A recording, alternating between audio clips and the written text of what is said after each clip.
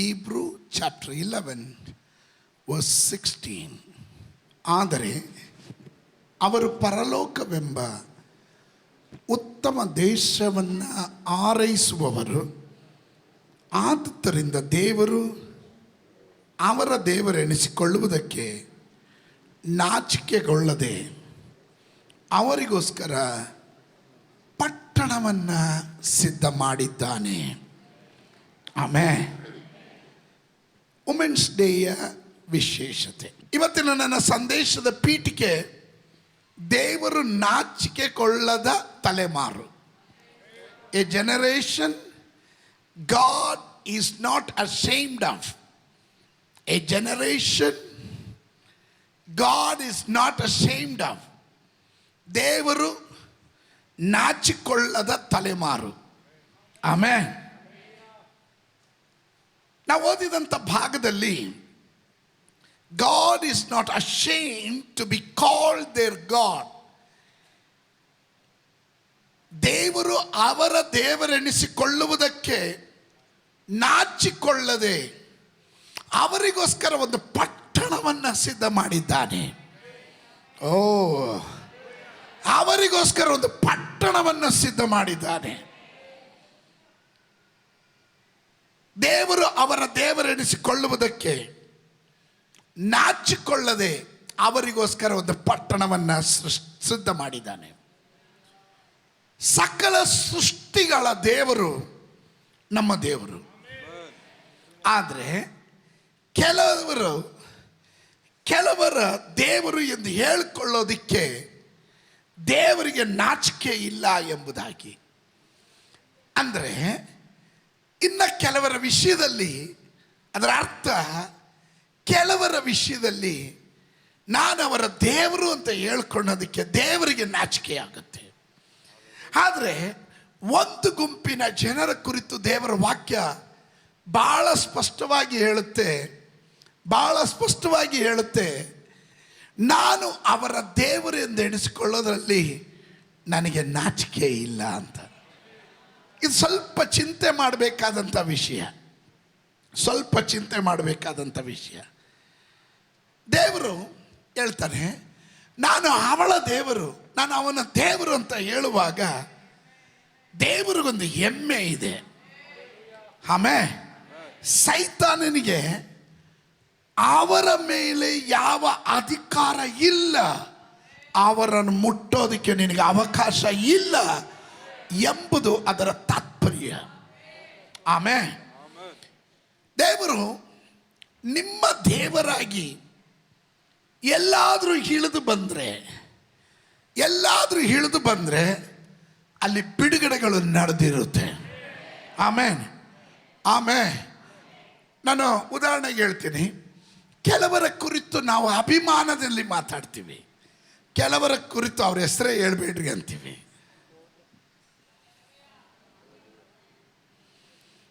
ಸ್ತೋತ್ರ ಹೇಳಲಿಲ್ಲ. ಕೆಲ ಮನೆಗಳಲ್ಲಿ ಇಂಜಿನಿಯರ್ ಓದೋರು ಇದ್ದಾರೆ, ಡಾಕ್ಟ್ರು ಓದಿದವರು ಇದ್ದಾರೆ, 10ನೇ ಕ್ಲಾಸ್ ಫೇಲ್ ಆದವನು ಇರ್ತಾನೆ. ಫೇಲ್ ಆದವನನ್ನು ಸೇವೆಗೆ ಕಳಿಸ್ತಾರೆ, ಉಳಿದವ್ರನ್ನ ಸಂಪಾದನೆ ಮಾಡೋಕ್ಕೆ ಕಳಿಸ್ತಾರೆ. ಯಾಕಂದರೆ ಇವನು ಎಲ್ಲಿ ಬಿಟ್ಟರೂ ಸಕ್ಸಸ್ ಆಗಲ್ಲ, ದೇವರ ಆಲಯದಲ್ಲೇ ಸಕ್ಸಸ್ ಆಗೋದು ಅವನು ಎಂಬ ಚಿಂತೆ. ಮನೆಗೆ ಯಾರಾದರೂ ಬಂದರೆ, ಎಷ್ಟು ಮಕ್ಕಳು ಅಂದರೆ 3 ಮಕ್ಕಳು ಅಂತಾರೆ. ನನ್ನ ದೊಡ್ಡ ಮಗ ಡಾಕ್ಟರ್ ಆಗಿದ್ದಾನೆ, ಚಿಕ್ಕ ಮಗ ಇಂಜಿನಿಯರ್ ಆಗಿದ್ದಾನೆ. 3ನೇವನ ಬಗ್ಗೆ ಮಾತಾಡಲ್ಲ, ಯಾಕಂದರೆ ಅವ್ನು ದಡ್ಡ 10ನೇ ಕ್ಲಾಸ್ ಪಾಸು ಆಗಿಲ್ಲ ಅಂತ ಹೇಳಕ್ಕೆ ಅವ್ರಿಗೆ ನಾಚಿಕೆ ಆಗುತ್ತೆ. ಅದೇ ರೀತಿಯಲ್ಲಿ ದೇವರು ಕೆಲವರ ಕುರಿತು, ನೀವು ನನ್ನ ಜೊತೆ ಇದ್ದೀರಾ? ದೇವರು ಕೆಲವರ ಕುರಿತು ಅವಳ ದೇವರು ನಾನು, ಅವನ ದೇವರು ನಾನು ಅಂತ ಹೇಳೋದ್ರಲ್ಲಿ ದೇವರಿಗೆ ನಾಚಿಕೆ ಇಲ್ಲ ಅಂತೆ. ಹಾಗಾದರೆ ಕೆಲವರ ಕುರಿತು ಹೇಳೋದಕ್ಕೆ ನಾಚಿಕೆ ಪಡಬೇಕಾದ್ರೆ ಇನ್ನು ಕೆಲವರ ಕುರಿತು ಅವನಿಗೆ ನಾಚಿಕೆ ಇಲ್ಲ ಎಂದು ದೇವರ ವಾಕ್ಯ ಸ್ಪಷ್ಟಪಡಿಸುವಂಥದ್ದಾಗಿದೆ. ವಿಮೋಚನ ಕಾಂಡ ಪುಸ್ತಕ, ಬುಕ್ ಆಫ್ ಎಕ್ಸೋಡಸ್, ವಿಮೋಚನ ಕಾಂಡ ಪುಸ್ತಕ 3ನೇ ಅಧ್ಯಾಯಕ್ಕೆ ಬರುವಾಗ 6ನೇ ವಚನದಿಂದ ಗಮನಿಸ್ರಿ. ಅದಲ್ಲದೆ ಆತನು ನಾನು ನಿನ್ನ ತಂದೆಯ ದೇವರು, ಅಬ್ರಾಮನ ದೇವರು, ಈಸಾಕನ ದೇವರು, ಯಾಕೋಬನ ದೇವರು ಅಂದಾಗ ಮೋಶೆ ದೇವರು ನೋಡೋದಕ್ಕೆ ಭಯಪಟ್ಟು ಮುಖವನ್ನು ಮುಚ್ಚಿಕೊಂಡನು. ಇಲ್ಲಿ ದೇವರು ಮೋಶೆಗೆ ತನ್ನ ಪರಿಚಯವನ್ನು ಮಾಡ್ತಾ ಇದ್ದಾನೆ. ಹೇಯ್ ಮೋಶೆ, ನಾನು ನಿನ್ನ ಪೂರ್ವ ಪಿತೃವಾದಂಥ ಅಬ್ರಾಮನ ದೇವರು, ಈಸಾಕನ ದೇವರು, ಯಾಕೋಬನ ದೇವರು. ಮೋಶೆ, ನಾನು ನಿನ್ನ ದೇವರು ಆಗಿದ್ದೇನೆ. ಹಲ್ಲೆಲೂಯ. ಇವತ್ತು ಅದೇ ಶಬ್ದ ಈ ಅಗಲೊತ್ತಿನಲ್ಲಿ ಪರಲೋಕದ ದೇವರು ಹೇಳ್ತಾನೆ. ಅಬ್ರಾಮನ ದೇವರು, ಈಸಾಕನ ದೇವರು, ಯಾಕೋಬನ ದೇವರು, ಹಲ್ಲೆಲೂಯ, ಈ ರವಿಯ ದೇವರಾಗಿದ್ದಾನೆ. ಬೇಕಾದ್ರೆ ನಿಮ್ಮ ಹೆಸರು ಅಲ್ಲಿ ಜೋಡಿಸ್ಕೊಳ್ರಿ, ನಿಮ್ಮ ಹೆಸರು ಬೇಕಾದ್ರೆ ಅಲ್ಲಿ ಜೋಡಿಸ್ಕೊಳ್ರಿ. ಅವೇ ಸೊ ದೇವರಿಗೆ ಅದರ ವಿಷಯವಾಗಿ ನಾಚಿಕೆ ಇಲ್ಲ, ನಾಚಿಕೆ ಪಡೋದಿಲ್ಲ. ಕಾರಣ ನಾವು ಓದಿದಂಥ ವಾಕ್ಯದಲ್ಲಿ ಗಮನಿಸಿ, 7ನೇ ವಾಕ್ಯವನ್ನು ಗಮನಿಸಿ. ಐಗುಪ್ತ ದೇಶದಲ್ಲಿರುವ ನನ್ನ ಜನರ ದುರವಸ್ಥೆಯನ್ನು ನೋಡಿದ್ದೇನೆ. ಬಿಟ್ಟಿ ಮಾಡಿಸುವವರ ವಿಷಯದಲ್ಲಿ ಅವರಿಟ್ಟ ಮೊರೆಯು ನನಗೆ ಕೇಳಿಸಿತು. ಅವರ ದುಃಖಗಳನ್ನೆಲ್ಲ ನಾನು ಬಲ್ಲೆನು. ಆದ ಕಾರಣ ಅವರನ್ನು ಐಗುಪ್ತರ ಕೈಯೊಳಗಿಂದ ತಪ್ಪಿಸುವುದಕ್ಕೂ ಆ ದೇಶದಿಂದ ಬಿಡಿಸಿ ಹಾಲು ಜೇನು ಹರಿಯುವ ವಿಸ್ತಾರವಾದ ಒಳ್ಳೆ ದೇಶಕ್ಕೆ, ಅಂದರೆ ಕನಾನ್ಯರು, ಹಿತ್ತಿಯರು, ಅಮೋರಿಯರು, ಪೆರಿಜಿಯರು, ಇವ್ಯರು, ಯಬೂಸಿಯರು ವಾಸವಾಗಿರುವ ದೇಶಕ್ಕೆ ನಡೆಸಿಕೊಂಡು ಹೋಗುವುದಕ್ಕೆ ಇಳಿದು ಬಂದಿದ್ದೇನೆ. Hallelujah, hallelujah. ಕೆಲವರ ಕಣ್ಣು ನೀರನ್ನು ದೇವರು ಕಂಡಿದ್ದಾನೆ, ಕೆಲವರ ಮೊರೆಯನ್ನು ದೇವರು ಕೇಳಿದ್ದಾನೆ, ಕೆಲವರ ಇಕ್ಕಟ್ಟನ್ನು ದೇವರು ಕಂಡಿದ್ದಾನೆ, ಕೆಲವರ ಪ್ರಯಾಸವನ್ನು ದೇವರು ಕಂಡಿದ್ದಾನೆ, ಕೆಲವರ ಪ್ರಾರ್ಥನೆ ದೇವರು ಕೇಳಿದ್ದಾನೆ. ಇವತ್ತಾಗಲೊತ್ತಿನಲ್ಲಿ ಅಲ್ಲಲಿಯ ನನ್ನ ಮಗನು, ನನ್ನ ಮಗಳು ಅವಳು, ಅವನು ನನ್ನ ಮಗ ಅಂತ ಹೇಳೋದಕ್ಕೆ ನನ್ನ ದೇವರು ನಾಚಿಕೆ ಪಡ್ತಾ ಇಲ್ಲ. ಅಂತ ಒಂದು ತಲೆಮಾರನ್ನ ದೇವರು ಕಾಣ್ತಾ ಇದ್ದಾನೆ. ದೇವರು ನಾಚಿಕೊಳ್ಳದೆ ಇರುವ ತಲೆಮಾರು. ಆ ತಲೆಮಾರು ನೀನಾಗಿದ್ದೀಯಾ, ಆ ತಲೆಮಾರು ನೀನಾಗಿದ್ದೀಯಾ ಎಂದು ನಂಬುವವರು ಮಾತ್ರ ಒಂದು ಆಮೇಲೆ ಹೇಳ್ರಿ. ಆ ತಲೆಮಾರಿನ ಮೇಲೆ ದೇವರ ಅಧಿಕಾರ ಇದೆ, ದೇವರ ಆಶೀರ್ವಾದ ಇದೆ. ಅಂಥವರಿಗೋಸ್ಕರ ದೇವರು ಎಲ್ಲಾದರೂ ಇಳಿದು ಬಂದರೆ ಅವರು ಬರೆಗೈಯಲ್ಲಿ ಹೋಗೋದಿಲ್ಲ, ಅವರ ಬಿಡುಗಡೆಯನ್ನು ಹೊಂದಿಕೊಂಡೇ ಹೋಗುವವರಾಗಿದ್ದಾರೆ. ಅದು ಒಪ್ಪೋರು ಮಾತ್ರ ಗಟ್ಟೆ ಒಂದು ಆಮೇಲೆ ಹೇಳ್ರಿ. ಆಮೇಲೆ ಲೆಟ್ ಮೀ ಎಕ್ಸ್ಪ್ಲೈನ್. ನಾನು ಇದನ್ನು ವರ್ಣಿಸ್ತೀನಿ. ಇದು ಆರಂಭಿಸೋದು ಈ ಇಬ್ರಿಯರಿಗೆ ಬರೆದ ಪತ್ರಿಕೆ 11ನೇ ಅಧ್ಯಾಯ 16ನೇ ವಾಕ್ಯಕ್ಕೆ ಮುಂಚೆ ಇದರ ಹಿಂದಿನ ಭಾಗ ಆರಂಭಿಸುವುದು ಒಂದು ಸ್ತ್ರೀಯ ಮೂಲಕ, ಒಂದು ಸಹೋದರಿಯ ಮೂಲಕ. ಇವತ್ತು ವುಮೆನ್ಸ್ ಡೇ ಆಗಿರೋದ್ರಿಂದ ಎಲ್ಲ ವುಮೆನ್ಸ್ ಕಡೆಯಿಂದನೇ ಆಗಲಿ, ಸ್ತೋತ್ರ. ಇದು ಆರಂಭವಾಗ್ತಾ ಇರೋದೊಂದು ಸ್ತ್ರೀಯ ಮುಖಾಂತರವಾಗಿ. ಗಮನಿಸ್ರಿ, ಯಾವ ಯೋಗ್ಯತೆ ಇರುವವರನ್ನ, ಯಾವ ಯೋಗ್ಯತೆ ಇರುವವರ ಕುರಿತು ದೇವರು ಈ ಮಾತು ಹೇಳ್ತಾ ಇರೋದು. ಅವರು ನನ್ನ ಮಗ, ನನ್ನ ಮಗಳು ಎಂದು ಹೇಳಿಕೊಳ್ಳೋದ್ರಲ್ಲಿ ನನಗೆ ನಾಚಿಕೆ ಇಲ್ಲ ಅಂತ ಹೇಳೋದಕ್ಕೆ ಯಾವ ಯೋಗ್ಯತೆ ಉಳ್ಳವರನ್ನ ನೋಡಿ ಈ ಮಾತನ್ನು ದೇವರು ಹೇಳ್ತಾ ಇರೋದು. ಅದಕ್ಕೆ ಗೊತ್ತಾಗಬೇಕಂದ್ರೆ 11ನೇ ವಾಕ್ಯಕ್ಕೆ ಬರಬೇಕು. 11ನೇ ವಾಕ್ಯಕ್ಕೆ ಬರಬೇಕು. 11ನೇ ವಾಕ್ಯಕ್ಕೆ ಬನ್ನಿರಿ. ಇಬ್ರಿಯರಿಗೆ ಬರೆದ ಪತ್ರಿಕೆ 11:11. ಇದಲ್ಲದೆ ಸಾರಳು ವಾಗ್ದಾನ ಮಾಡಿದಾತನನ್ನು ನಂಬತಕ್ಕವನೆಂದೆಣಿಸಿ, ಸಾರಳು ವಾಗ್ದಾನ ಮಾಡಿದಾತನನ್ನು ನಂಬತಕ್ಕವನೆಂದೆಣಿಸಿ, ತಾನು ಪ್ರಾಯ ಮೀರಿದವಳಾಗಿದ್ದರೂ ನಂಬಿಕೆಯಿಂದಲೇ ಗರ್ಭವತಿ ಆಗುವುದಕ್ಕೆ ಶಕ್ತಿಯನ್ನ ಹೊಂದಿದಳು. ಶಕ್ತಿಯನ್ನ ಹೊಂದಿದಳು. ಅಲ್ಲಿ ನಂಬತಕ್ಕ ತಕ್ಕವನೆಂದೆಣಿಸಿ ಅಂತ ಕನ್ನಡದಲ್ಲಿದೆ. ಇಂಗ್ಲಿಷ್ ಭಾಷೆಯ ಬೈಬಲಲ್ಲಿ ಓದಿದ್ರೆ because C judge him faithful who had promised. Because she judge him faithful who had promised.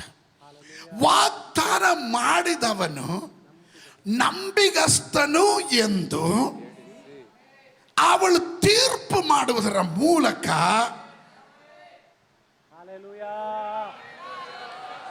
O praise God, hallelujah, ಅವಳ ಕುರಿತು ದೇವರು ಹೇಳ್ತಾನೆ, ಇವನು ನನ್ನ ಮಗನು, ಇವಳು ಅದಕ್ಕೆ ದೇವರು ನಾಚಿಕೆ ಪಡೋದಿಲ್ಲ ಅಂತ. ಹಂಗೆ ಹೇಳಿದ್ರೆ ಪಾಸ್ಟರ್ ನಮ್ಗೆ ಅರ್ಥ ಆಗಲಿಲ್ಲ. ಮನುಷ್ಯನನ್ನ ದೇವರು ತೀರ್ಪು ಮಾಡೋದು ಸಹಜ.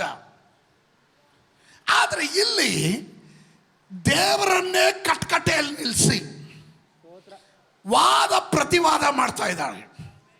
ಸ್ತೋತ್ರ ಹೇಳಲಿಲ್ಲ. ಜಡ್ಜ್ಮೆಂಟು ಈಗ ಕೊಡ್ತಾ ಇರೋದು ಯಾರು ಗೊತ್ತಾ? ದೇವರಲ್ಲ, ಸಾರಾ.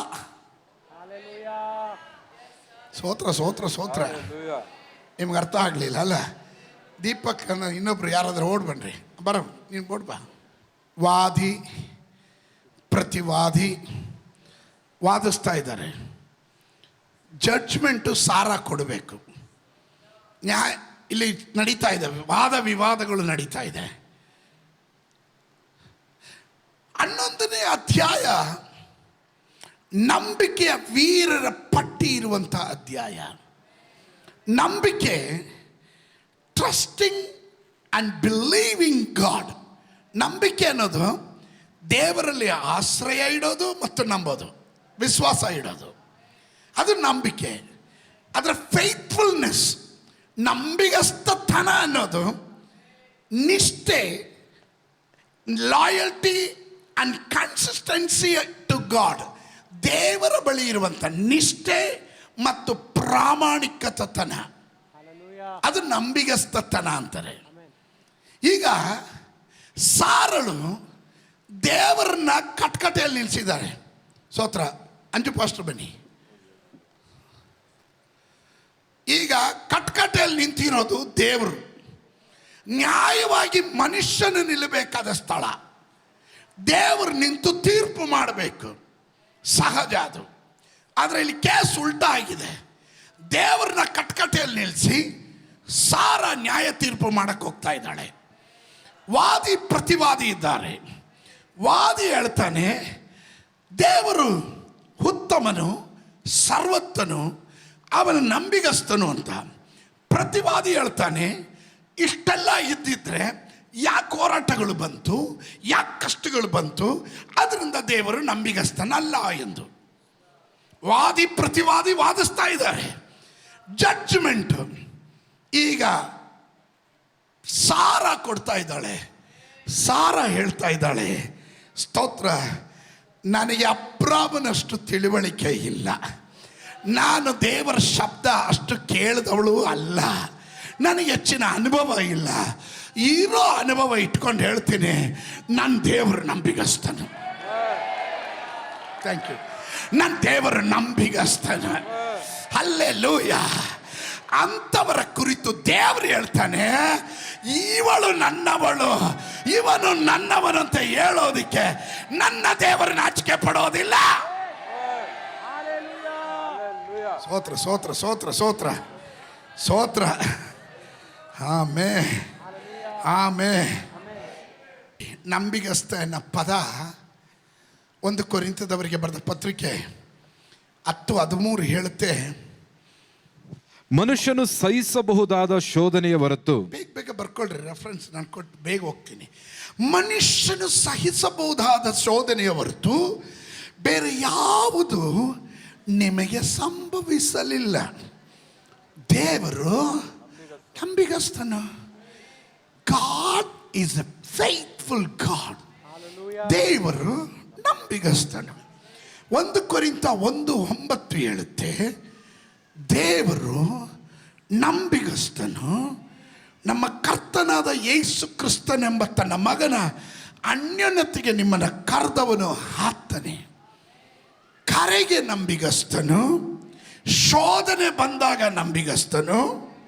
ಆಮೇಲೆ ಇನ್ನು ಧರ್ಮೋಪದೇಶ ಕಾಂಡ ಪುಸ್ತಕ 7ನೇ ಅಧ್ಯಾಯ, ಡ್ಯೂಟನಾಮಿ ಚಾಪ್ಟರ್ 7 ವರ್ಸ್ 9, 9ನೇ ವಾಕ್ಯ. ಆದ್ದರಿಂದ ನಿಮ್ಮ ದೇವರಾದ ಯೆಹೋವನೊಬ್ಬನೇ ದೇವರೆಂದು ತಿಳಿದುಕೊಳ್ಳಬೇಕು. ಆತನು ನಂಬಿಗಸ್ತನಾದ ದೇವರು, ತನ್ನನ್ನು ಪ್ರೀತಿಸಿ ತನ್ನ ಆಜ್ಞೆಗಳನ್ನು ಅನುಸರಿಸುವವರಿಗೆ ಮಾಡಿದ ವಾಗ್ದಾನ ಕೃಪೆಯನ್ನು ಅವರ ಸಂತತಿಯವರಲ್ಲೂ 1000 ತಲೆವರೆಗೂ ನೆರವೇರಿಸುವವನಾಗಿಯೂ. ಹಾಗಾದರೆ ಈ ದೇವರು ಎಲ್ಲೆಲ್ಲಿ ನಂಬಿಗಸ್ತನು? ಪರಿಶೋಧನೆಯಲ್ಲಿ ನಂಬಿಗಸ್ತನು. 2 ಕರೆಯಲ್ಪಟ್ಟವರು, ಕರೆದವರನ್ನು ಕೈ ಬಿಡದೆ ಕಾಪಾಡುವುದರ ವಿಷಯದಲ್ಲಿ ಅವನು ನಂಬಿಗಸ್ತನು. 3ನೇದಾಗಿ ದೇವರ ವಾಕ್ಯ ಹೇಳುತ್ತದೆ, ಹಲ್ಲೆಲೂಯ, ತನ್ನನ್ನು ಪ್ರೀತಿಸಿ ತನ್ನ ಆಜ್ಞೆಗಳನ್ನು ಅನುಸರಿಸುವವರಿಗೆ ವಾಗ್ದಾನವನ್ನು ಕೃಪೆಯನ್ನು ನೆರವೇರಿಸುವ ವಿಷಯದಲ್ಲಿ ಅವನು ನಂಬಿಗಸ್ತನಾದ ದೇವರು. Come on, somebody shout, my God is a faithful God.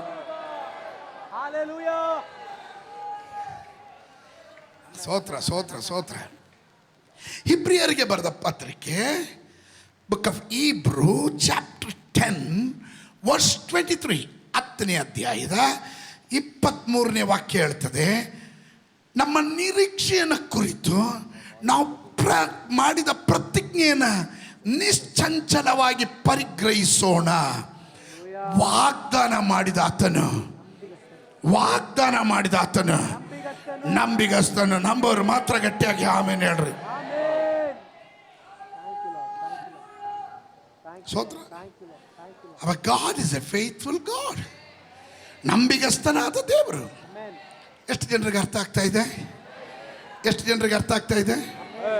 ನಂಬಿಕೆ ಬೇರೆ, ನಂಬಿಗಸ್ತತನ ಬೇರೆ. ನಂಬಿಕೆ ನಾವು ದೇವರಲ್ಲಿಡುವ ಭರವಸೆ ಮತ್ತು ವಿಶ್ವಾಸ. ನಂಬಿಗಸ್ತತನ ಎನ್ನೋದು ದೇವರಲ್ಲಿಟ್ಟಿರುವ ನಿಷ್ಠೆ ಮತ್ತು ಪ್ರಾಮಾಣಿಕತೆಯಿಂದ ಬದುಕೋದು. ಅದು ನಂಬಿಗಸ್ತತನ. ಹಲೋ, ಇದ್ದೀರಾ ನೀವು? ಅರ್ಥ ಆಗ್ತಾ ಇದೆಯಾ? ನಾನು ಹೇಳಿದೆ ನಮ್ಮ ದೇವರು ನಂಬಿಗಸ್ತನು. That means our God is a faithful God. There is no doubt. ಅವನ ಕರೆದವರನ್ನು ನಂಬಿಗಸ್ತನ, ಅವರ ಮುಂದೆ ನಂಬಿಗಸ್ತನಾಗಿದ್ದಾನೆ, ವಾಗ್ದಾನಗಳಿಗೆ ನಂಬಿಗಸ್ತನಾಗಿದ್ದಾನೆ. ಪರಿಶೋಧನೆ ಬಂದಾಗಲೂ ನಿನ್ನನ್ನು ಕೈ ಬಿಡದೆ ಅವುಗಳಿಂದ ತಪ್ಪಿಸ್ಕೊಳ್ಳೋ ಮಾರ್ಗವನ್ನು ಸಿದ್ಧ ಮಾಡೋದರಲ್ಲಿ ಅವನು ನಂಬಿಗಸ್ತನಾಗಿದ್ದಾನೆ. ಹಲ್ಲೆಲೂಯಾ. ವಾಗ್ದಾನಗಳಲ್ಲಿ ನಂಬಿಗಸ್ತನು. ಮಾತು ಕೊಟ್ಟು ತಪ್ಪೋದಕ್ಕೆ ಅವನು ಮನುಷ್ಯನಲ್ಲ. Because he is a God. Hallelujah. ಆಮೇನ್. ಇನ್ನು ಗಮನಿಸ್ರಿ, ಸತ್ಯವೇದ ಗ್ರಂಥದಲ್ಲಿ ನಾನು ಹೇಳಿದೆ, ದೇವರು ಮನುಷ್ಯನನ್ನು ತೀರ್ಪು ಮಾಡುವುದು ಸಹಜ. ಆದರೆ ಸತ್ಯವೇದ ಗ್ರಂಥದ 2 ಸ್ಥಳಗಳಲ್ಲಿ ಮಾತ್ರ ಮನುಷ್ಯನು ದೇವರನ್ನು ತೀರ್ಪು ಮಾಡಿರೋದು. ಒಂದು, ರೋಮಾಪುರದವರಿಗೆ ಬರೆದ ಪತ್ರಿಕೆ 3ನೇ ಅಧ್ಯಾಯದ 4ನೇ ವಚನ. 2, ಇಬ್ರಿಯರಿಗೆ ಬರೆದ ಪತ್ರಿಕೆ 11 ಮತ್ತು 11ನೇ ವಾಕ್ಯ, 11ನೇ ಅಧ್ಯಾಯದ 11ನೇ ವಾಕ್ಯ. ನಾವು ತೀರ್ಪು ಮಾಡುವ ವಿಷಯವಾಗಿ ಸತ್ಯವೇದ ಗ್ರಂಥದಲ್ಲಿ ಭಾಳ ಕಾಣ್ತೀವಿ. ಬಿಳಿ ಸಿಂಹಾಸನದ ನ್ಯಾಯ ತೀರ್ಪು ಇದರ ಕುರಿತಲ್ಲ ಮಾತಾಡ್ತಾ ಇರೋದು. ಮನುಷ್ಯ ದೇವರನ್ನ ತೀರ್ಪು ಮಾಡೋ ವಿಷಯ. ನಿಮ್ಗೆ ಅರ್ಥ ಆಯ್ತಾ?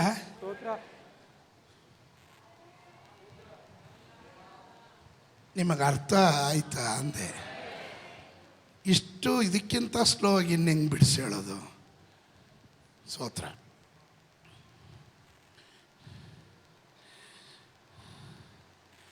ನಾನು ತೋರಿಸ್ದೆ, ದೇವರನ್ನ ಕಟಕಟೆಯಲ್ಲಿ ನಿಲ್ಲಿಸ್ಬಿಟ್ಟು ವಾದಿಸಿ ಪ್ರತಿವಾದಿ ಹೇಳಿದನು. ನಾನು ಒಂದೇ ಮಾತು, ಸಾರಳು ಕಡೆಯದಾಗಿ ಅವಳಿಗೆ ಅರ್ಥ ಆಗಿದ್ದಷ್ಟೇ. ಅವಳು ಹೇಳಿದ್ಲು, ನನ್ನ ದೇವರು ನಂಬಿಗಸ್ತನು. God is a faithful God. Sarah ಹೇಳ್ತಿದ್ದಾಳೆ, 25 ವರ್ಷಗಳ ಹಿಂದೆ ದೇವರು ನನ್ನೊಟ್ಟಿಗೆ ಹೇಳಿದ ವಾಗ್ದಾನ ಅದು ಇದುವರೆಗೂ ನೆರವೇರಿಲ್ಲ. ಎಷ್ಟೋ ಸಾರಿ ಪ್ರಾರ್ಥನೆ ಮಾಡಿದ್ರು, ಪ್ರಾರ್ಥನೆಗೆ ಸರಿಯಾಗಿ ಉತ್ತರ ಸಿಕ್ಕಿಲ್ಲ. ಆದರೂ ಈವನ್ ದೋ ಆದರೂ ಕೂಡಿಸಿ ಗುಣಿಸಿ ಕಳೆದು ಕೂಡಿ ಗುಣಾಕಾರನ ಭಾಗಾಕಾರ ಮಾಡಿ ಲೆಕ್ಕ ಹಾಕಿ ಅನಲೈಸ್ ಮಾಡಿ ನೋಡಿದ್ರೆ ಸಾರಳು ಹೇಳ್ತಾಳೆ, ನನ್ನ ದೇವ್ರ ನಂಬಿಗಸ್ತ. ಅಂಥವ್ರು ಯಾರಾದರೂ ಇದರ ಒಳಗಡೆ ಇದ್ದೀರಾ? ಅಂಥ ಕುಟುಂಬ ಯಾರಾದರೂ ಇದ್ದೀರಾ? ಅಲ್ಲೆಲ್ಲೂಯ. ಇನ್ನ ಕೆಲ ಬಿಡುಗಡೆಗಳು ನಡಿಬೇಕಾಗಿದೆ, ಇನ್ನ ವಾಗ್ದಾನಗಳು ನೆರವೇರಬೇಕಾಗಿದೆ, ಇನ್ನೂ ಅದ್ಭುತಗಳು ಕಾಣಬೇಕಾಗಿದೆ. ಇಷ್ಟೊಂದು ಪ್ರಾರ್ಥನೆಗೆ ಬಿಡುಗಡೆ ಸಿಗದೇ ಇರೋ ವಿಷಯಗಳಿದೆ. ಆದ್ರೂ ನಾನು ಕೂಗಿ ಹೇಳ್ತೇನೆ, ನನ್ನ ದೇವರ ನಂಬಿಗಸ್ತನು. ಅಂಥವರ ಕುರಿತು ದೇವರು ಹೇಳುವ ಮಾತು, ನಾನು ಅವರ ದೇವರು ಎಂದು ಹೇಳೋದ್ರಲ್ಲಿ ನಾನು ನಾಚಿಕೆ ಪಡೋದಿಲ್ಲ ಅಂತ. Now you got it. ಈಗ ನಿಮ್ಗೆ ಅರ್ಥ ಆಯ್ತು. ಆಮೇಲೆ ಇಂಥವ್ರನ್ನ ಕಂಡು ದೇವರು ಹೇಳ್ತಾನೆ, ಇವರು ನನ್ನ ದೇವರು, ನನ್ನ ಮಕ್ಕಳು, ನಾನು ಅವರ ದೇವರು ಎಂದು ಹೇಳೋದ್ರಲ್ಲಿ ನನಗೆ ನಾಚಿಕೆ ಇಲ್ಲ. ಎಷ್ಟು ಜನ ಕೂಗಿ ಹೇಳಲಿಕ್ಕೆ ಸಾಧ್ಯ? ನನ್ನ ಜೀವನದಲ್ಲಿ ಕೊರತೆಗಳಿದೆ, ನನ್ನ ಜೀವನದಲ್ಲಿ ಕೊರತೆಗಳು ಬಂದಾಗಲೂ, ನಾನು ಅಪನಂಬಿಗಸ್ತನಾದಾಗಲೂ, ಇವತ್ತಿಲ್ಲಿ ಕುಳಿತು ಸ್ತೋತ್ರ ಹೇಳೋದಕ್ಕೆ ಯಾವ ಯೋಗ್ಯತೆ ಇಲ್ಲದಿದ್ರು ನನ್ನ ದೇವರು ನಂಬಿಗಸ್ತನಾಗಿದ್ದನು. ಓ ಕಮಾನ್ ಸಂಬಡಿ ಯಾರಾದರೂ ಕೂಗಿ ಹೇಳ್ರಿ, ಹೃದಯದ ಆಳದಿಂದ ಹೇಳ್ರಿ. The moment you said it, ನೀನು ಯಾವಾಗ ಅದನ್ನು ಹೇಳ್ತೀಯೋ ಆಗಲೇ ದೇವರು ನಿನಗೋಸ್ಕರ ಹೇಳ್ತಾನೆ, ಇವರ ದೇವರು ನಾನು, ಇವರ ದೇವರು ನಾನು. ಯಾರಿಗೆ ಯೆಹೋವನು ದೇವರಾಗಿರುತ್ತಾನೋ ಅವರು ಭಾಗ್ಯವಂತರು, ಅವರು ಭಾಗ್ಯವಂತರು. ಒಂದು ಸೈತಾನನ ಅವ್ರನ್ನ ಮುಟ್ಟಕ್ಕಾಗಲ್ಲ. ಇದ್ದೀರಾ ನೀವು ನನ್ನ ಜೊತೆ? ನಿನ್ನ ಕುಟುಂಬ ಮುಟ್ಟಕ್ಕಾಗಲ್ಲ, ನಿನ್ನ ಮಕ್ಕಳ ಭವಿಷ್ಯ ಮುಟ್ಟಕ್ಕಾಗಲ್ಲ. ಒಂದು ದುರಾತ್ಮನಿಗೂ ನಿನ್ನ ಮೇಲೆ ಅವಕಾಶ ಇಲ್ಲ. Hallelujah. The moment you express, ನೀನು ಹೇಳ್ತೀಯ my God is a faithful God. ಕೆಲವೊಮ್ಮೆ ನಮಗೆ ಬರುವ ಪ್ರಾಬ್ಲಮ್ ಏನು ಗೊತ್ತಾ? ಅದಕ್ಕೆ ದೇವರು ಹೇಳಿದ್ರು, ನಾನು ಅವರ ದೇವರು ಎಂದು ಹೇಳೋದ್ರಲ್ಲಿ ನನಗೆ ನಾಚಿಕೆ ಇಲ್ಲ ಅಂತ ಹೇಳೋಕ್ಕೆ ಕಾರಣ, ಕೆಲವರು ಎಷ್ಟೇ ಹೋರಾಟ ಬರಲಿ, ಎಷ್ಟೇ ನಿಂದೆ ಬರಲಿ. ಉದಾಹರಣೆಗೆ ಯೋಬನನ್ನು ತಗೊಳ್ರಿ. ಯೋಬನ ಜೀವನದಲ್ಲಿ ಏನೆಲ್ಲ ಬಂತು, ಒಂದೇ ದಿನದಲ್ಲಿ ಎಲ್ಲ ನಷ್ಟ ಆಯಿತು. ಮನೆ ನಷ್ಟ ಆಯಿತು, ಆಡು ಮಾಡು ದನ ಕುರಿಗಳು ಒಂಟೆ ಕತ್ತೆಗಳು ಎಲ್ಲ ಸತ್ತೋಯ್ತು. ಮೃಗ ಸಂಪತ್ತು ಹೋಯ್ತು, ಇವನು ಸಂಪಾದನೆ ಮಾಡಿದ ಆಸ್ತಿ ಎಲ್ಲ ಹೋಯ್ತು. ಮಕ್ಕಳು ಸತ್ತೋದ್ರು, ಮನೆ ಹೋಯ್ತು, ಆರೋಗ್ಯ ಹೋಯ್ತು. ಹೆಂಡ್ತಿ ಹೇಳಿದ್ಲು ಈಗಾದರೂ ಆ ದೇವ್ರನ್ನ ದೂಷಣೆ ಮಾಡಿ ಸಾಯಿ ಅಂತ. ಅವನು ಹೇಳ್ದ, ಅವನು ಆಗಲೂ ಅವನ ಬಾಯಿಯಿಂದ ಒಂದು ದೋಷದ ಮಾತು ಹೊರಗಡೆ ಬರಲಿಲ್ಲ. ಅಂಥವರ ಕುರಿತು ದೇವರು ಹೇಳ್ತಾನೆ, ಅವನ ದೇವರು ನಾನು ಅನ್ನೋದ್ರಲ್ಲಿ ನನಗೆ ನಾಚಿಕೆ ಇಲ್ಲ. ಹಲ್ಲೆಲೂಯಾ. ಯೋಬನ ಹೆಂಡತಿಯ ದೇವರು ಅಂತ ಹೇಳಕ್ ದೇವರಿಗೆ ಇಷ್ಟ ಇಲ್ಲ. ಅವಳ ಅವಕಾಶವಾದಿ, ಆಪರ್ಚುನಿಟಿಸ್ಟ್. ಅವಳಿಗೆ ಎಲ್ಲ ಒಳ್ಳೇದಾದ್ರೆ ಸ್ತೋತ್ರ ಸ್ತೋತ್ರ ಸ್ತೋತ್ರ ದೇವ್ರೇ ಹಲ್ಲೆಲೂಯಾ ಹಲ್ಲೆಲೂಯಾ. ಒಂದು ನಿಮಿಷ ಏನಾದರೂ ಕೆಟ್ಟದಾಗ್ಬಿಟ್ರೆ ದೇವ್ರು ಏನು ಮಾಡ್ಬಿಟ್ರು? ನಾನು ಇಷ್ಟು ಪ್ರಾರ್ಥನೆ ಮಾಡಿಲ್ವಾ, ನಾನು ಇಷ್ಟು ದಿನ ಚರ್ಚ್ಗೆ ಹೋಗಿಲ್ವಾ, ತೈತ್ ಕೊಟ್ಟಿಲ್ವಾ, ಏನು ಮಾಡಿಬಿಟ್ರು? ಅದಕ್ಕೆ ಇನ್ಮೇಲೆ ನನ್ನ ದೇವರು ಬೇಡ, ಸಭೆನೂ ಬೇಡ, ಪಾಸ್ಟರ್ ಬೇಡ, ಆರಾಧನೆ ಬೇಡ, ಇನ್ಯಾರು ಬೇಕು? ಸೈತಾನ್ ಬೇಕಾ? ಕಟ್ಕೋ ಹೋಗು. ಅಂಥವರ ಕುರಿತು ದೇವರು ನಾಚಿಕೆ ಬೀಳ್ತಾನೆ. ಆದರೆ ಪ್ರತಿಕೂಲ ಬಂದಾಗಲೂ, ಹೋರಾಟಗಳು ಬಂದಾಗಲೂ, ನಿಂದೆಗಳು ಬಂದಾಗಲೂ, ಪ್ರಾರ್ಥನೆಗೆ ಉತ್ತರ ಸಿಗದೆ ಇದ್ದಾಗಲೂ, ಎಲ್ಲ ನಷ್ಟವಾದ್ರು, ಅಪ್ಪ ಆಸ್ತಿ ಕೊಡದಿದ್ರು, ಮನೆಯಿಂದ ಹೊರಗಡೆ ಅಟ್ಟಿದ್ರು, ಆಗಲೂ ಹೇಳುವವರಿದ್ದಾರೆ ಕೆಲವರು, ನನ್ನ ದೇವರು ನಂಬಿಗಸ್ತನ. My God is a faithful God. Come on, somebody shout hallelujah. ಅಂಥವರ ಕುರಿತು ದೇವರು ಹೇಳ್ತಾನೆ, ನಾನು ಅವ್ರ ದೇವರು ಅನ್ನೋದ್ರಲ್ಲಿ ನನ್ನ ನಾಚಿಕೆ ಇಲ್ಲ. ಆಮೇಲೆ ಈಗ ನಿಮ್ಮನ್ನೇ ನೀವು ಪರೀಕ್ಷೆ ಮಾಡ್ಕೊಬೇಕು.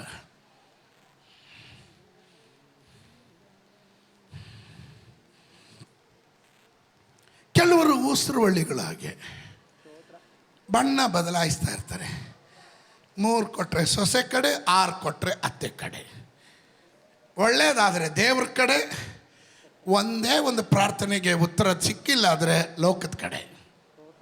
ಸ್ತೋತ್ರ ಹೇಳದೇ ಇದ್ದಾಗಲೇ ನನಗೆ ಅರ್ಥ ಆಯಿತು, ಪಾಸ್ಟ್ರಿಗೆ ಹೆಂಗೆ ಗೊತ್ತಾಯ್ತು ನನ್ನ ವಿಷಯ ಅಂತ. ನಿಮ್ಮ ವಿಷಯ ಹೇಳಿದ್ರೆ ನೀವು ಯಾರ ವಿಷಯ ಮಾತಾಡೋದು? ಅಂಥವರ ಕುರಿತು ದೇವರಿಗೆ ನಿಮ್ಮ ಹೆಸರು ಹೇಳೋಕ್ಕೂ ನಾಚಿಕೆ, ನನ್ನ ಮಗಳ ನನ್ನ ಮಗ ಅಂತ ಹೇಳೋದಕ್ಕೆ ನಾಚಿಕೆ. ಆದರೆ ಇದರ ಒಳಗಡೆ ವೇದನೆಯಲ್ಲಿ ಹಾದು ಹೋದಾಗಲೂ, ಕಷ್ಟಗಳಲ್ಲಿ ಹಾದು ಹೋದಾಗಲೂ, ನಿಂದೆಗಳಲ್ಲಿ ಹಾದು ಹೋದಾಗಲೂ, ಪ್ರತಿಕೂಲಗಳಲ್ಲಿ ಹಾದು ಹೋದಾಗಲೂ, ಹೇ ಹೇ ಹೇ ಹೇ ನನ್ನ ದೇವರು ನನಗೆ ಯಾವ ದೋಷ ಮಾಡಿಲ್ಲ, ಅವನು ನನ್ನನ್ನು ನಾಶನದ ಗುಂಡಿಯಿಂದ ಮೇಲೆ ಕೆತ್ತಿದ್ದಾನೆ, ಕಣ್ಣಿನ ಕಣ್ಮಣಿ ಹಾಗೆ ಕಾಪಾಡಿದ್ದಾನೆ, ಬೇಟೆಗಾರನ ಬಲೆಯಿಂದ ತಪ್ಪಿಸಿದ್ದಾನೆ, ಅಂಧಕಾರ ಶಕ್ತಿಗಳ ಕೈಗೆ ಸಿಗದಂತೆ ಕಾಪಾಡಿರುವ ದೇವರು ನಂಬಿಗಸ್ತನಾದ ದೇವರು.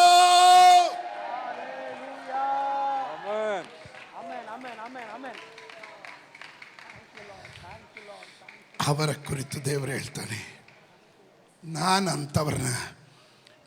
ಅವರ ದೇವರಂತ ಹೇಳೋದ್ರಲ್ಲಿ ಹೆಮ್ಮೆ ಪಡ್ತೀನಿ, ನಾಚಿಕೆ ಪಡೋದಿಲ್ಲ. ಆಮೇಲೆ ವಾಟ್ ಎ ಗ್ರೇಟ್ ಟೆಸ್ಟಿಮನಿ. 2020 ಇಸ್ವಿ ನನ್ನ ಜೀವನದಲ್ಲಿ ಮರೆಯಕ್ಕಾಗದೇ ಇರುವಂಥ ವೇದನೆಯಲ್ಲಿ ಹಾದು ಹೋದಂಥ ವರ್ಷ. ಪ್ರತಿಕೂಲಗಳು, ಸೇವೆಯಲ್ಲಿ ಹೋರಾಟಗಳು ಭಾಳ ಬಂದಿದೆ. ನಿಂದೆಗಳು, ಅಪಮಾನಗಳು ಸಿಕ್ಕಾಪಟ್ಟೆ ಬಂದಿದೆ. I never bothered about that. ಅದ್ರ ಬಗ್ಗೆ ಜಾಸ್ತಿ ತಲೆ ಕೆಡಿಸ್ಕೊಳ್ಳಿಲ್ಲ. ಆದರೆ 20 ನನ್ನ ಜೀವನದ ಬಹಳ ನೊಂದಂಥ ವರ್ಷವಾಗಿತ್ತು. ನಾನು ಏನು ಆಸೆ ದೇವರ ಬಳಿ ಕೇಳಿದ್ನೋ, ಒಂದು ದೊಡ್ಡ ಎಕ್ಸ್ಪೆಕ್ಟೇಷನ್ ಇತ್ತು.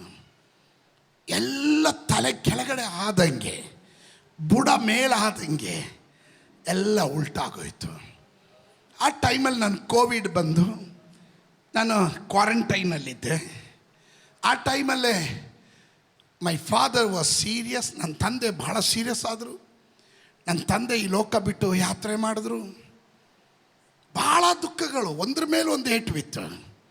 ಸೈತಾನು ನನ್ನನ್ನು ಕೆಣಕೋದಕ್ಕೆ ಸ್ಟಾರ್ಟ್ ಮಾಡ್ದ.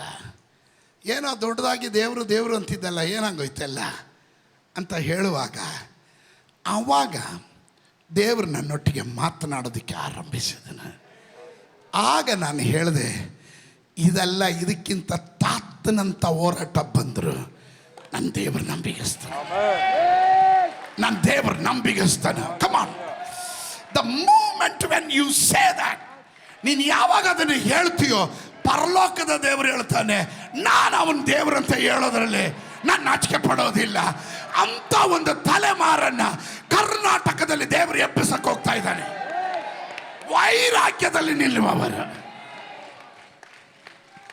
I am not here to get the worldly blessing, material blessings. ನಾನು ಇಲ್ಲಿರೋದು ಲೌಕಿಕವಾದ ಆಶೀರ್ವಾದಕ್ಕಲ್ಲ.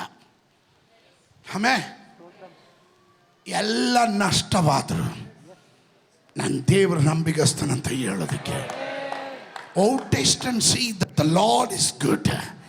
ಕರ್ತನು ಸರ್ವೋತ್ತಮನೆಂದು ಅನುಭವದಿಂದ ಸವಿದು ನೋಡಿದವರಿಗೆ ಮಾತ್ರನೇ ಅದು ಹೇಳಲಿಕ್ಕೆ ಸಾಧ್ಯ. ಅಂಥವ್ರು ಯಾರಾದರೂ ಇದ್ದೀರಾ? ಅಂಥ ಒಂದು ತಲೆಮಾರನ್ನ ದೇವರು 2026ರಲ್ಲಿ ಹುಡುಕ್ತಾ ಇದ್ದಾನೆ. ಅವರ ಕುರಿತು ದೇವರು ಹೇಳ್ತಾನೆ, ಹಲ್ಲೆಲೂಯಾ, ನಾನು ಅವರ ದೇವರು ಎಂದು ಹೇಳೋದ್ರಲ್ಲಿ ನನಗೆ ನಾಚಿಕೆ ಇಲ್ಲ.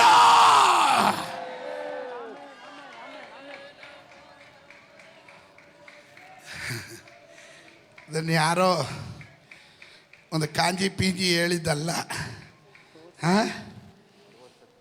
ಸರ್ವಶಕ್ತನಾದ ದೇವರು, ಅಖಿಲಾಂಡಗಳನ್ನು ಉಂಟು ಮಾಡಿದ ದೇವರು, ಸೃಷ್ಟಿಕರ್ತನು, ಸರ್ವಜ್ಞಾನಿ, ಸರ್ವವ್ಯಾಪಿ. ಹಲ್ಲೆಲೂಯ. ಎಲ್ ಸಡಾಯ್, ಸರ್ವಶಕ್ತನಾದ ದೇವರು ತಾನು ಹೇಳ್ತಾ ಇದ್ದಾನೆ, ನಾನು ಅವರ ದೇವರು ಎಂದು ಹೇಳೋದ್ರಲ್ಲಿ ನನಗೆ ನಾಚಿಕೆ ಇಲ್ಲ ಅಂತ. ಅದರ ವಿಷಯವಾಗಿ ಹೆಮ್ಮೆ ಪಡುವವರು ಯಾರಾದರೂ ಇದರ ಒಳಗಡೆ ಇದ್ರೆ ಸೈತಾನನ ತಲೆಗೆ ಕೆಂಡ ಸುರಿದಾಗ ಒಂದು ಸ್ತೋತ್ರ ಹೇಳ್ರಿ. Come on, somebody shout hallelujah. Blessed be the name of the Lord. Amen.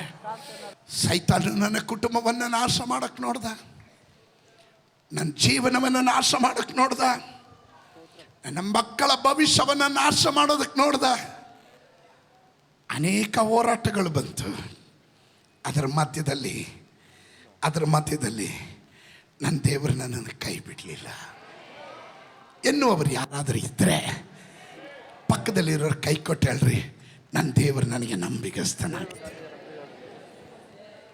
ನನ್ನ ದೇವರು ನನಗೆ ನಂಬಿಗಸ್ತನಾಗಿದೆ. My God is a faithful God. Hallelujah. What is the meaning of faithful?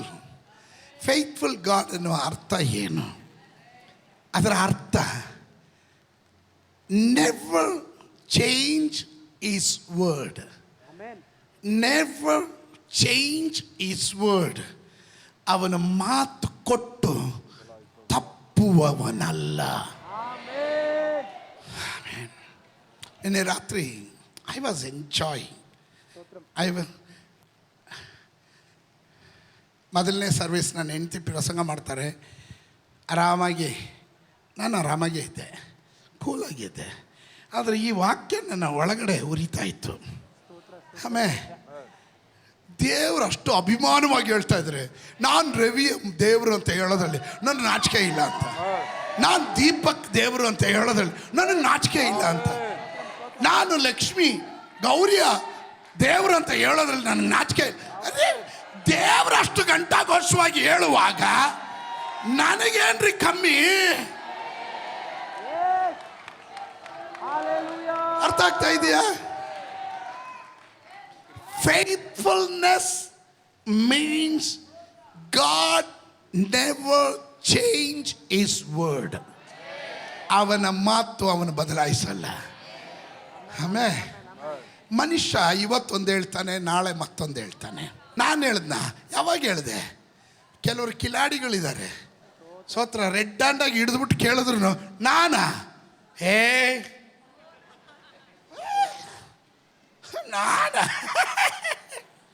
ಸೋತ್ರ ನಮಗೆ ಆಶ್ಚರ್ಯ ಅಂದರೆ ಸುಳ್ಳು ಹೇಳ್ತಾರೆ, ಸತ್ಯಕ್ಕೆ ತಲೆ ಮೇಲೆ ಹೊಡೆದಂಗೆ ಹೇಳ್ತಾರೆ. ಸತ್ಯನೇ ಒಂದು ಸತಿ ತಲೆ ಗಿರ್ರ ಅಂದ್ಬಿಡುತ್ತೆ.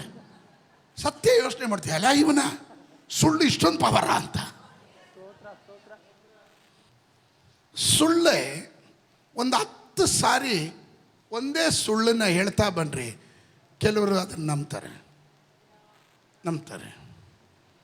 ಆದರೆ ನಾನೊಂದು ಹೇಳ, ಸುಳ್ಳಿಗೆ ಆಯುಸ್ಸು 3 ದಿನ.